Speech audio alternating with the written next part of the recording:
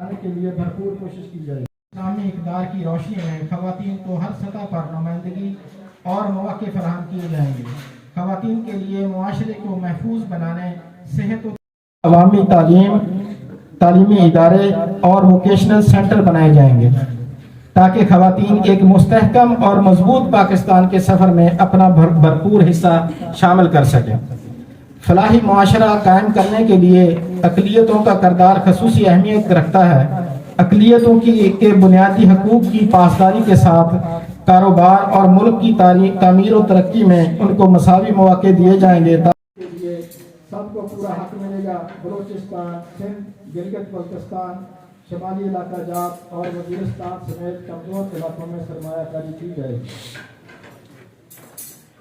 کوشش کی جائے گی۔ کشمیر پاکستان کا حصہ ہے، اس پر انڈیا کا غاصبانہ قبضہ ختم کرانے کے لیے بیچ میں ایک فیصلہ کیا اور آج ہم اپنے نشان پر، اپنے منشور کے ساتھ، اپنے جھنڈے پر الیکشن میں پہلی دفعہ 1970 کے بعد آ رہے ہیں اور اس میں ایک طویل سفر طے ہوا۔ پہلے ہم نے مختلف ہو چکا ہے، اس میں سب سے اہم مسئلہ جو آج کل ڈسکس ہو رہا ہے وہ ہے کہ معیشت۔ لوگ ہم سے بھی سوال کرتے ہیں کہ آپ اس معیشت کو کیسے ٹھیک کریں گے؟ بات تو درست ہے، کوئی چیز نظر نہیں آ رہی، انکم نہیں ہے، خرچ ہی خرچ ہے، بلکہ پوری دنیا ہم سے پوچھتی ہے، لوگ بھی پوچھتے ہیں کہ بھائی پوری دنیا سے ہم نے قرضہ لیا، آئی ایم ایف ڈال دی، ایشیا بینک لے لیا، ورلڈ بینک آ گئے اور جو اثاثے تھے وہ بھی بیچ گئے، آخر یہ پیسے گئے کہاں ہیں؟ بات تو سچ ہے، اتنا قرضہ بھی نہیں دے سکتے، 3-4 لاکھ روپے کا بچہ پیدا ہونے والا وہ بھی مقروض ہے۔ تو ایسی صورت میں لوگ ہم سے یہ سوال کرتے ہیں کہ آپ کے پاس کون سا اعلیٰ دین کا چراغ ہے کہ آپ لوگ آئیں گے اور معیشت ٹھیک ہو جائے گی؟ تو ہم کیونکہ ایک سسٹم کے تحت رہتے ہیں، ہم اس نظام کی تبدیلی کی بات کرتے ہیں۔ ہم اپنی معیشت کو، اپنے ملک کو، ہماری جو جتنی سوسائٹیز ہیں ان کو اٹھا کر اپنی معیشت کو ایک ڈھانچہ دیا ہے اللہ اور اللہ کے رسول نے، ہم اس میں اس کو فٹ کر دیں گے۔ اس ڈھانچے سے انشاءاللہ آپ دیکھیں گے کہ کیسے پھول نکلتے ہیں۔ اس طرح ہم نے ایک بہت بڑا، یہ ہم خالی کھلی باتیں نہیں کرتے، میں نے پہلے بھی عرض کیا ہے کہ ہم اس مملکت میں، اس ریاست میں اپنا ایک پورا وجود رکھتے ہیں، ایک ہسپتالوں کا چین رکھتے ہیں کہ ہم جس جگہ پہ بیٹھے ہیں، ضلع ٹوبا ٹیکسن میں بھی ہمارا ہسپتال الحمدللہ بہت کامیابی سے چل رہا ہے۔ اسی طرح ہسپتالوں کے ساتھ واٹر فلٹریشن پلانٹ، ہمارے یتیم بچوں، تقریباً 200 یتیم بچوں کی آج ہم ضلع ٹوبا ٹیکسن میں کفالت کرتے ہیں۔ یہ ایک مضبوط نظام کے تحت ہم اپنی حکومت سے اپنی جماعت چلاتے ہیں اور انشاءاللہ اگر اللہ نے ہمیں موقع دیا، لوگ ہم پر بھروسہ کرتے ہیں، لوگ ہمیں فنڈنگ کرتے ہیں، لوگ ہم سے جب چاہے وہ ہم سے حساب لے سکتے ہیں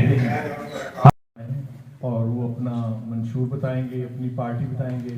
میرے سننے میں تو آزاد کا پتہ چلا تھا، لیکن وہ اپنی پارٹی کو سنائیں گے۔ خونے دل دے کے نکھارے ہیں رخے بھر کے گلاب، ہم نے گلشن کے تحفظ کی قسم کھائی ہے۔ میں سب سے پہلے اپنا تعارف کروانا چاہتا ہوں آپ کو۔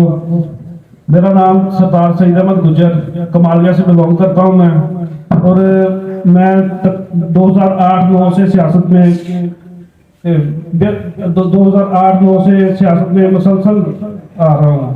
اسٹوڈنٹ لیول سے میں نے سیاست شروع کی ہے اور اسے میں نے پنجاب لیول تک میں نے تنظیم سازی کی، پھر سیاست کی، اور اس کے بعد میں نے مختلف جگہ پہ تنظیم سازی کی، مطلب کہ لوکل لیول پر لیبر یونین کی، رکشا یونین ہو گئی، مطلب پورے علاقے میں میں نے نا تنظیم سازی کی ہے، یونین لیول پہ، یو سی لیول پہ۔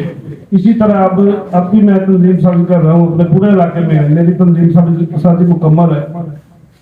اور اس کے بعد میں اپنا جو منشور پیش کرنا چاہتا ہوں آپ کو، وہ یہ ہے کہ ہمارے علاقے کے جو مسائل ہیں، ہمارے علاقے کے جو بیسک مسائل ہیں وہ ہیں ایجوکیشن، हेल्थ और ये जो ज़राअत है हमारी, एजुकेशन में सबसे पहले आता है पूरे पाकिस्तान के साथ।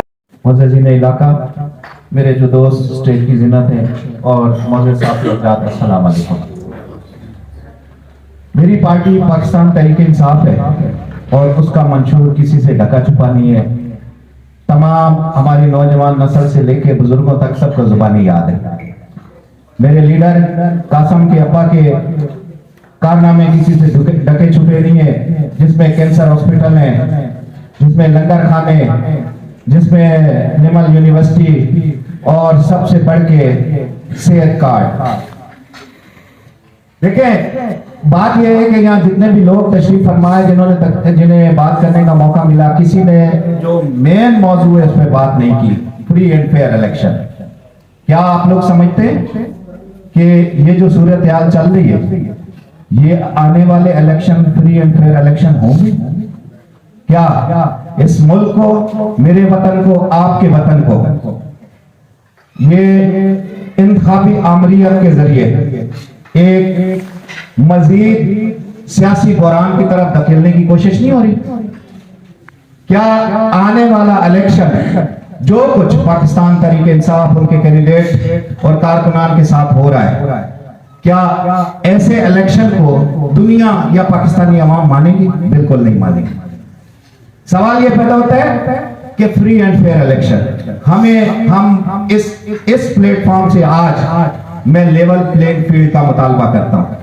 बाबे इक़्तिदार से, बाबे इख्तियार से लेवल प्लेइंग फील्ड हमें मिलनी चाहिए, जो कि हमारा हक है, हमारा जमहूरी हक है। ये जमहूरियत के नाम पे ये ड्रामा बंद होना चाहिए। मैं इसी बात का मुतालबा करता हूं। बाकी हमारा मंशूर वाज़ेह है, हमारे साथ अवाम की कसीर तादाद मौजूद है। हर किस्म के सर्वे बताते हैं कि हमारी जमात पाकिस्तान तहरीक इंसाफ टॉप लेवल पे है और ये इलेक्शन जीतने जा रही है, बशर्ते कि फ्री एंड फेयर इलेक्शन होने चाहिए, जो कि हमारा जमहूरी हक है।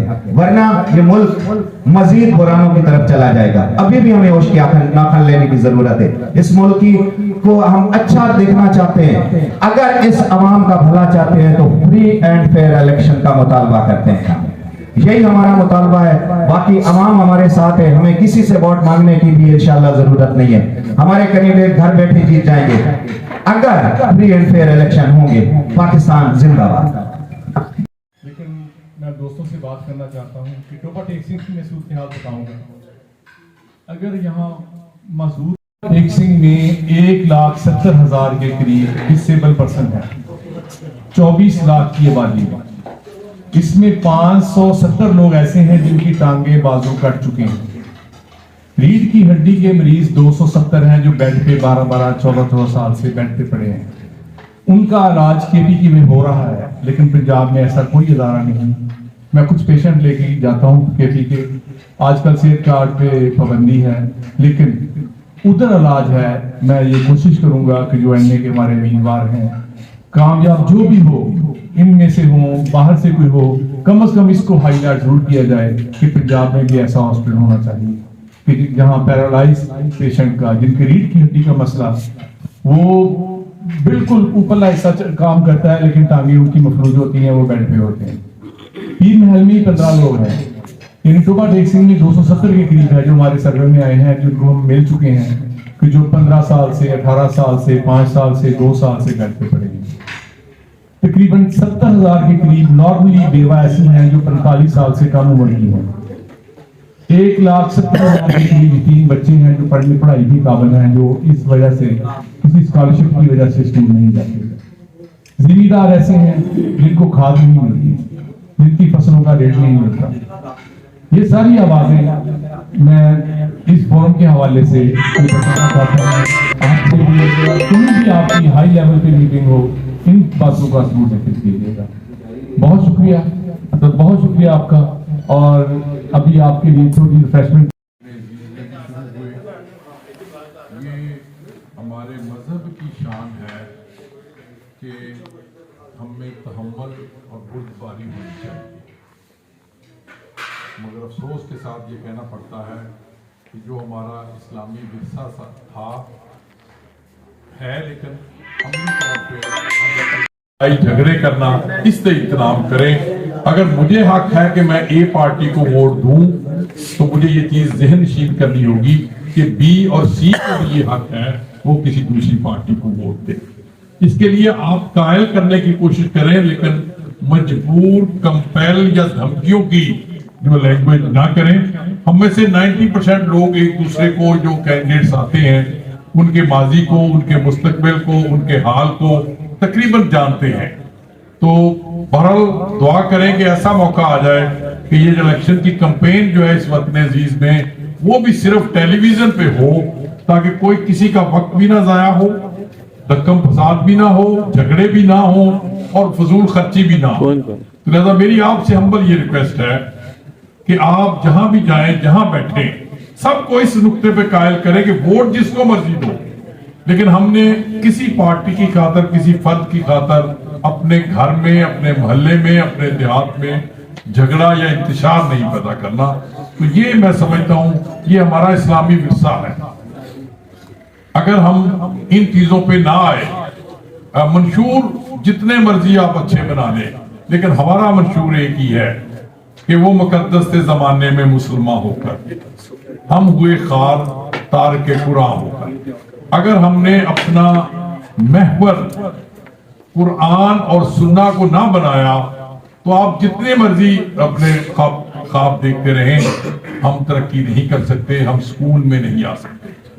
آج ہر بندہ پریشان ہے. امیر گولیاں کھا کے سوتا ہے, غریب کو بھوک کی وجہ سے نیند نہیں آتی.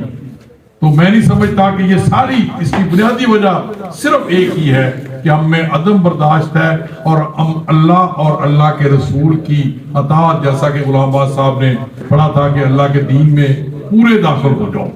تو پورے داخل ہونے میں سب سے بنیادی چیز یہ ہے کہ قیامت کے دن مجھ سے اللہ میاں نے نہیں پوچھنا کہ نواز شریف کون تھا, عمران کون تھا, مولانا صاحب کون تھے یا آپ کا کینڈیڈیٹ کون تھا.